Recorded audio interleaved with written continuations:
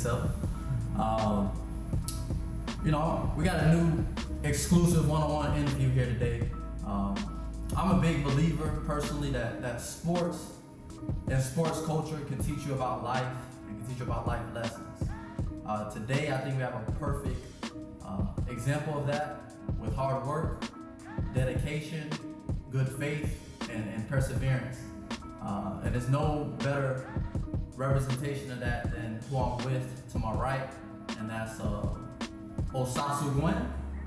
You know, I got that right, you know what I'm saying? So, welcome, brother. Thank you for sitting down with me today and chopping it up, man. I appreciate that.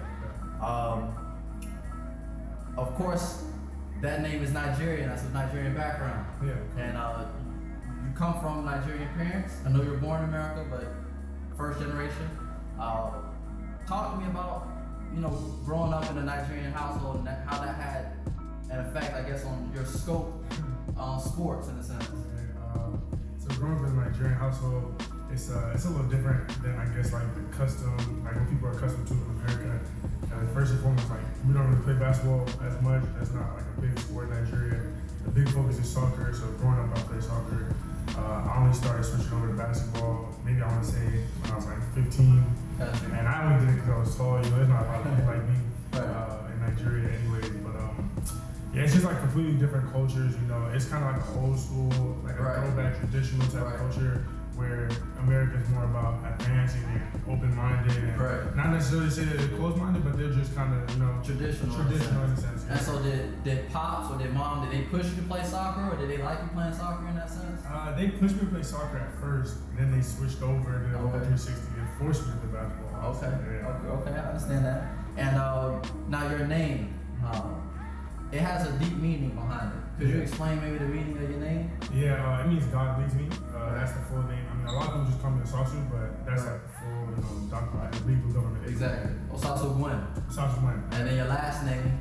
Osaghae. And does that have any meaning in particular? It might, but I don't know. Okay. It might. I got you. And so, just to switch it up a bit here, your pregame music. I'm just trying to see where your mind at.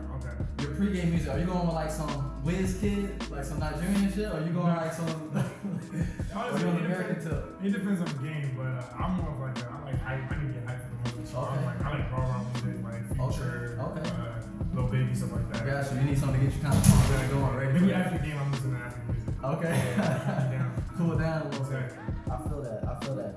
And so a lot of people, cause you kind of touched on it already, but you were a soccer player.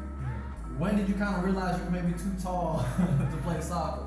Honestly, it was one of the things, like, it's kind of like you ignoring the truth or hiding from it. Like, I kind of sensed it already, you know. Even just like growing up, I had a whole bunch of growing pains and stuff like that in my knees, but I kind of just tried to ignore that and just focus on soccer until I got to like 6'5", and I was like, gotcha. And if you don't mind, what age were you, like 6'4", 6'5"? What age you was at? Let me say, maybe like, I was about 6'4", maybe 8th, 9th grade, something like that. 9th grade. Yeah, so right there, about that time, you're entering high school, you kind of realizing like, maybe soccer ain't for me, right? Yeah. I get that. And so, what was basketball? I mean, of course, basketball and height go hand in hand. Was it that simple, or was there somebody who influenced you, or was there something that influenced you maybe to choose basketball? I mean, other than my dad, you know, I can still remember him talking my ear off about just trying it. And, you know, me, back in the day, I wasn't really much of an open-minded. I'm kind of somebody who's stuck on my ways. Gotcha. And stuff like that. But now I just want to be open-minded about it. I tried it out. And honestly, for the first year and a half, I probably hated it. You know, I just didn't like it. And I was about 300 pounds overweight, you feel me? And now until I started losing that weight and really started watching the game and looking at it from a different point of view, and actually trying to learn, study, and you know, get better, that's when I started like, okay, this is something I can do. Right. For real. Yeah. Right. And that's amazing, man. So it took a lot of dedication to your craft in that sense. You had to watch what you was eating, a lot of hard work just to shed that weight off. Definitely. When did you start to, I guess, gain some traction in basketball and really start developing, I guess, a game? You know what I'm saying? Honestly, maybe not until I was like, I guess in my city or whatever, like they looked at me and said like, you know, I earned a scholarship in my junior year. So they looked at that as like, you know, I guess a landmark moment for me. Gotcha. And that's when FIU came with a. Did you get a scholarship? I got a scholarship. No, I got no offers when I coming out of high school. Huh? So your recruiting process, I guess, wasn't the same as maybe some of the other players, some high players. You kind of was under the radar, even going into college. Wow. So did you go to FIU on an academic scholarship? I went to FIU expecting to pay out of pocket, but I had a couple I had financial aid because I was a good student and stuff. Okay. So I had good grades, but Right. clearly just school first, and I just tried basketball. Right. Which I think it's a great point and an important lesson maybe for some youngins out there that since you were good in school or since you handled what you had to handle in the classroom, you still had that opportunity to play ball in college, even though you might have not gotten scouted or the exposure that you needed. Those grades helped you even get in the door. So let's fast forward to FIU. Freshman on campus. You're tall. You putting in the work. You know you can hoop, but you're an underdog. Talk a little bit about your process of getting onto the team at FIU. It was a long process. Honestly, it was just a lot of putting it upon myself to just put in the work, and I just felt like me being on the team now, I have that platform. Like I have that voice where they're gonna hear me whether they want to or not. Right. So I just kept working, and then I knew my time would come eventually. Right. Luckily it did. Right. Good. And so, because my hooping days is over, but just as a competitor, and playing the game of basketball, I'm gonna ask you this type of question. When was that moment when you was hooping in college that light switch and you were like, oh, I can play with these guys. Or like I could hold my own. Like when was that time for you? I'll probably say it was actually in a game. It was against, I believe, UTSA my freshman year. Okay. I think I played for like 8 minutes, but I had 5 points, 3 blocks, like 3 rebounds. Right. So in my head it's like, first of all, I sucked my freshman year. So I look at that and said, like, those are my numbers, playing for 8 minutes, like this is easy. Right. And so it kind of just clicked with you, like, I can do this. I can really go right. You can take off from there. Exactly. That's dope. And then I guess the results speak for itself. So you go from a freshman walking on, barely playing, to, fast forward to your senior year, you're the Conference USA's leading shot blocker, you know what I'm saying? Second team, Conference USA, senior year, first team, Conference USA, FIU leading shot blocker in history. How did you feel when I say that and when you hear that? Nah, it sounds where different. you came from? It sounds different. When I look back 4 years ago, and if somebody told me, if I was like a betting man, somebody said, you're gonna, at the end of your senior career, you'd be leading shot blocker in the nation and all this stuff, like, I'll take it. I'll roll with it. Right. But, it's just crazy to look back on, and it just proves, I guess, hard work and perseverance. Right. Like, there's gonna be a light at the end of the tunnel. Right, definitely. And so, with all those accolades and developing into the player you were, senior year was your best year yet. You was going out with a bang. Yeah. Unfortunately, COVID-19 kind of happens. I know it's a disappointment, but kind of if you can just bring us into your mind during that time, because sports fans know, but maybe the average person doesn't know, the NCAA tournament and the opportunity that you guys had to possibly get to the NCAA tournament is a big deal, a big platform, especially for someone like yourself who's producing, but you're on the big stage and you have a lot of talent that you can prove yourself against. Big opportunity for you. Just, kind of, I guess, go into your mind when you heard the news, and also just your overall experience with it. When I heard the news, it was actually crazy. I was in a hotel room in Texas, I remember, and I was with my teammate, DA. Right. And we was literally just on our phones, just laying down. I think we had film in like 30 minutes. Right. And we just seen an update from ESPN saying like March Madness was canceled. But in our heads, it's like, they're not gonna cancel us. We got a game tonight. And then we go down to the team room 30 minutes later, and then some dude from the hotel pretty much just told us we got leave and stuff like that. And just pretty much how season over with, but that it might be suspended and it might resume. But in our minds, it's like, it was gonna be over, Right. Like what we was hearing from China and everything Right. like that, it was Right. like it was over. So it's just crazy because it's like you can't even prepare for moments like that. Like Right. they just come at you and you have to adjust. Right. No, I hear that. It's definitely, I think that was the whole world at that point, kind of just having to adjust on the fly.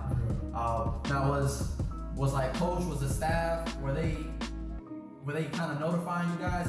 Was it talked about, or it kind of came out the blue in that sense? It came out the blue in terms of like the first initial announcement, but I would say for like 3, we were still in the hotel, because we didn't plan schedule for anything. So I would say for that, next 3 or 4 hours, we was getting constant updates every like 30 minutes about what they're saying, Right. and about what FIU is saying, what the world is saying, you know. So it was just a hectic, crazy day. Crazy time, bro. I could imagine. And honestly, since then, the crazy times hasn't really stopped, right? As you see in this world.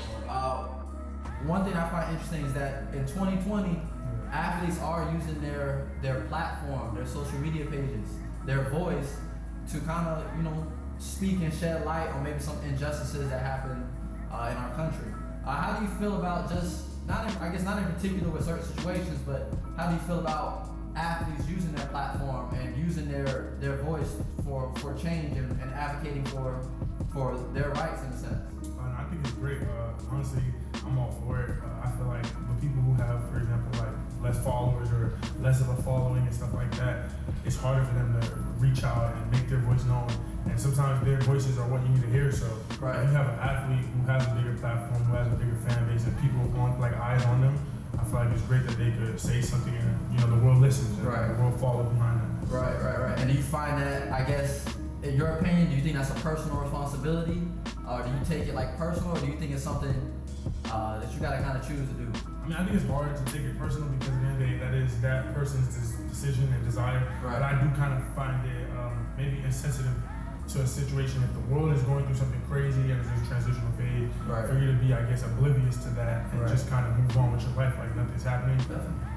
It's weird. I definitely feel where you're coming from. Well said too. Well said and thought out. And I guess just with that as well, just with what you're doing right now, like with this pandemic, are you getting into a gym? Have you been working out? How are you trying to stay prepared? Maybe for some workouts that you can get into, and are you still prepping in a sense for the NBA draft? Yeah, I'm still prepping like usual. I can't really stress what I can't control, so I don't know what's gonna happen.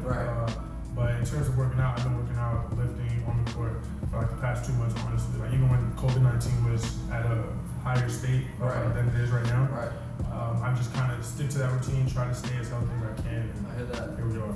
I hear that. And what's one thing in your game that you're really working on, man? What you trying to get in your bag? What you trying to create in that arsenal? First thing I'm trying to work on my handles. I'm trying to do the attacking more. Okay. Shooting also. Okay. Okay, so a little bit going off the dribble. A little more guard work. Okay. I see it. Good. And so I guess, besides ball, maybe like some of your hobbies outside of ball. Like what are you looking to? Like if ball don't, ball's not forever at the end of the day. What else are you kind of into? I'm big on business. I studied business undergrad and in high school, and I'm currently studying it for my master's program. And pretty much, I would love to open up my own business. What type of business, I don't know at this moment. Other than that, I watch a lot of soccer. I watch a lot of movies, shows. I'm like big on film, so Gotcha. That's my hobbies. Yeah. So you still in love with the game of soccer? Still your heart. That's not going nowhere. Who's your favorite squad? Chelsea. Okay. That's my team. Okay, I got you. Well, brother, it's been a thank you for coming out, giving me some of your time, answering some questions. I think honestly, a lot of the youth could take after your story and your journey in a sense. Not everything's always going to be given to you. Not everybody is that 5-star, top 10, recruit. The majority of basketball players aren't. And so I think your story, your dedication, your hard work, your commitment speaks volume.